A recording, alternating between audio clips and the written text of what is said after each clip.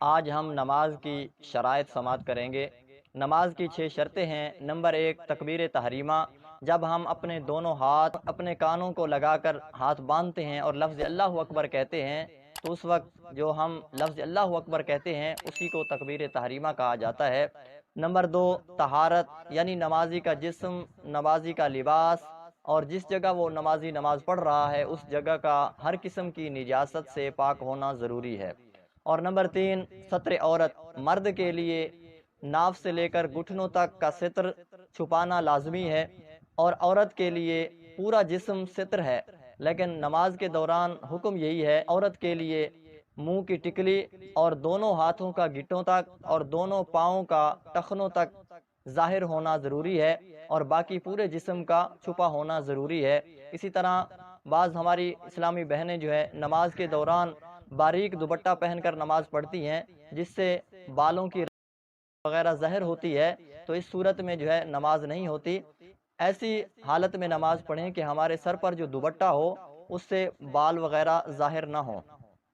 اور نمبر 4، استقبال قبلہ، یعنی جب ہم نماز کے لیے کھڑے ہوں تو ہمارا چہرہ بالکل قبلہ کی طرف ہونا چاہیے۔ اگر ہمارا چہرہ جو ہے 45 درجے سے زیادہ قبلہ سے پھر گیا تو ہماری نماز صحیح نہیں ہوگی۔ اسی طرح اگر ہم نماز کے دوران اپنے چہرے کو 45 درجے سے زیادہ پھیر لیتے ہیں تو ایسی صورت میں بھی ہماری نماز ٹوٹ جائے گی۔ اور نمبر 5 جو ہے وقت ہے، ہم جو بھی نماز پڑھ رہے ہیں اس کا وقت ہونا ضروری ہے۔ اگر ہم ظہر کی نماز پڑھ رہے ہیں تو ظہر کے وقت میں پڑھیں، عصر کی پڑھ رہے ہیں تو عصر کے وقت میں پڑھیں۔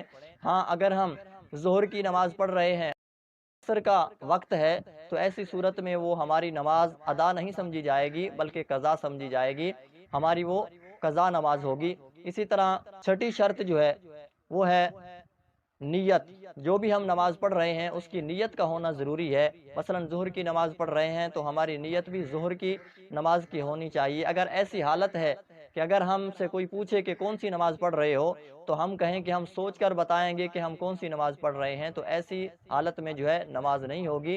جو بھی اگر کوئی سوال کرے کہ کون سی نماز پڑھ رہے ہو تو ہم فوراً ہی جواب دے دیں کہ ہم ظہر کی پڑھ رہے ہیں یا ہم عصر کی پڑھ رہے ہیں، تو ایسی صورت میں جو ہے نیت درست ہوگی۔